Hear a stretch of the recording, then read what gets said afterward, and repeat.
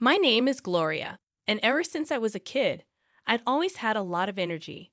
I never missed a day of school, from when I was little all the way through high school. Even after I turned 20 and started working, I managed to stay healthy without any major sicknesses until I turned 35. But when I hit 30, I noticed I wasn't as energetic as before.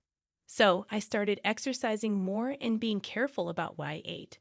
Being positive since I was young helped me cope with things. But there was a time when I got really sick for the first time in my life, and it was tough. It even led to me getting a divorce. I felt like everything was falling apart, and I lost hope for a while. But now I've gotten better, and I've accepted what happened. When I turned 40, I started feeling strange.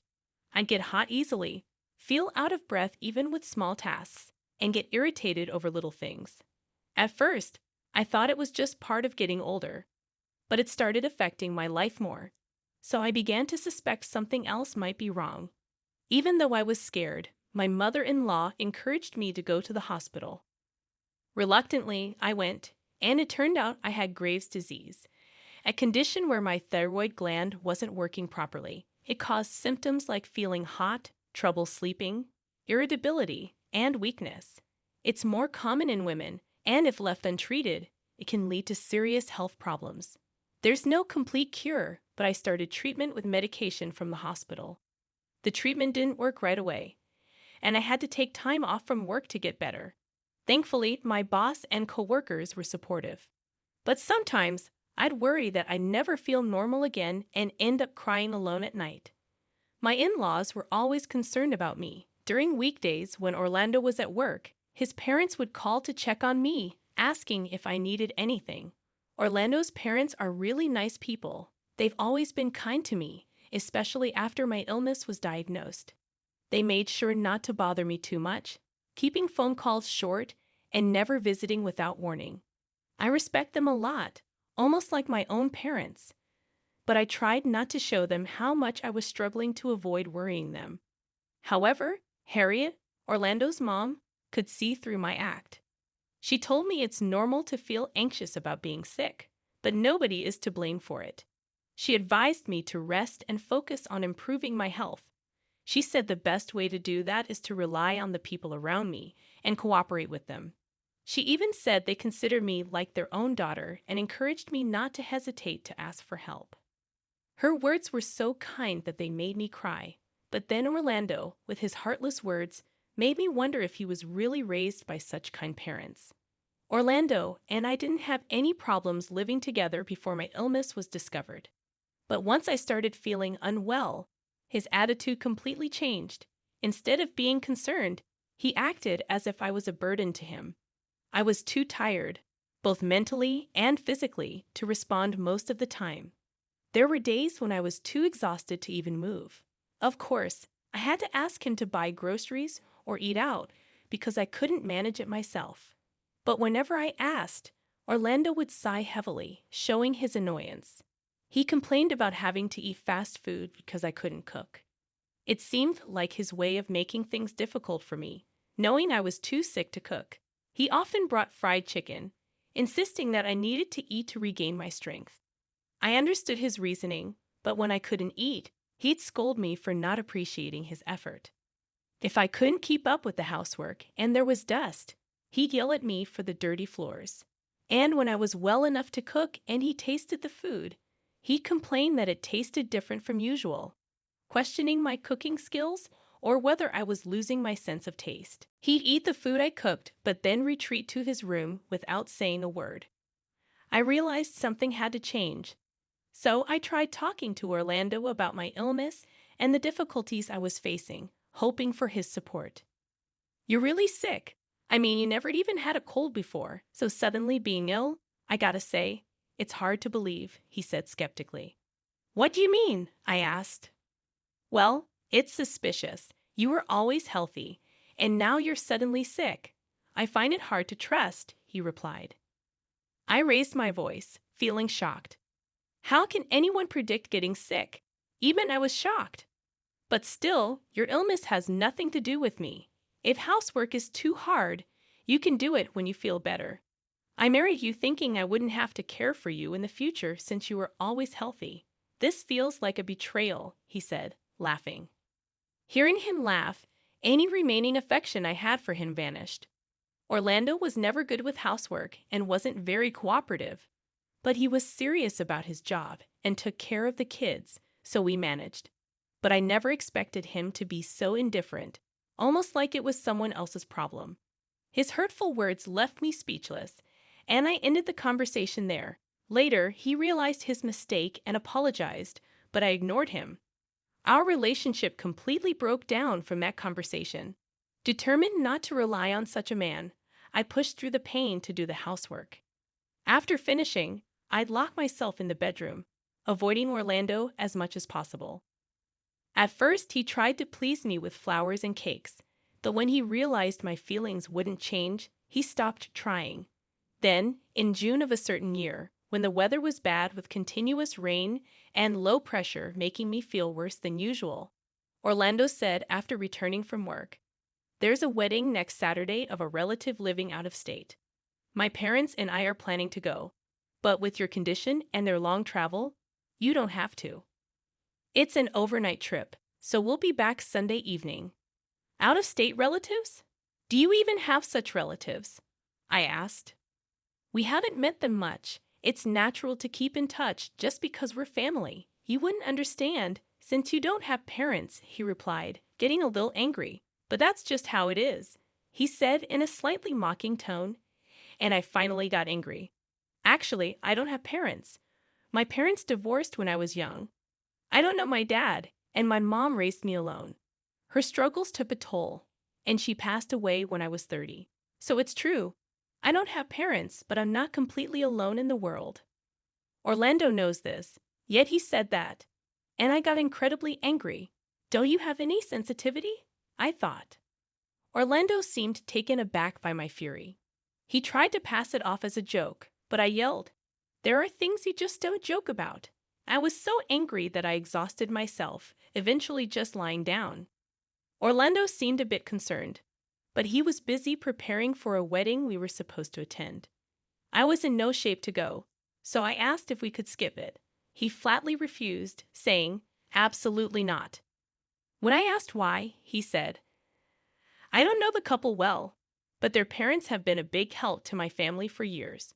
My dad told me they helped us financially in the past. We can't miss their child's wedding. I'm sorry, but I have to prioritize this." He said it lightly, so he clearly didn't feel bad. In the end, Orlando left me behind with a suitcase and hat. He even warned me not to contact him during the wedding, saying it would be rude. "If something happens, just call an ambulance or something," he said. This guy's hopeless, I thought. When he returns, we'll need to have a serious talk. I watched him leave without a word, thinking this would be the last time. But surprisingly, I felt lighter with Orlando gone. I even cracked a smile. Now, with a whole day to myself, what should I do? I decided to relax for a few hours since I had no plans. Just as I was dozing off, the doorbell rang suddenly. It was around noon. I checked the monitor, and to my surprise, Harriet, who shouldn't have been here, was standing there. I panicked and rushed to the door. Harriet looked worried and asked, "Are you okay?" I was so shocked that I could only utter a confused "huh." Harriet said she heard I was unwell from who, I asked. "Orlando," she replied. Then I asked her about the wedding, to which Harriet responded, "What wedding?"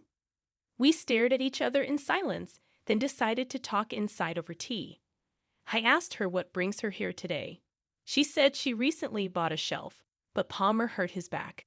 She called Orlando to help assemble it, but he said he was busy this Saturday and suggested next week. When I asked Harriet why she came, she told me Orlando said he was going out of state for a friend's funeral. I asked about me, and he said I was unwell and bedridden.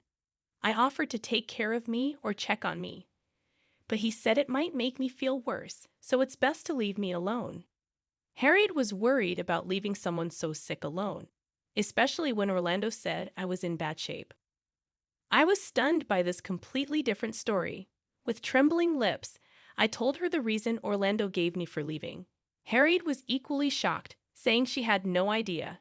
After a silent pause, I resignedly said, "Maybe he's with another woman." Harriet's demeanor changed drastically. Hearing her calmly say, "That bastard won't get away with this," was terrifying. After an infuriated Harriet asked if I could come to the house now, I was taken to the in-law house where Palmer, who was house-sitting, was. Palmer, understanding the situation, also got furious. He tried calling Orlando, but as expected, couldn't reach him. Palmer started getting annoyed and declared, "I'm going to where he is right now."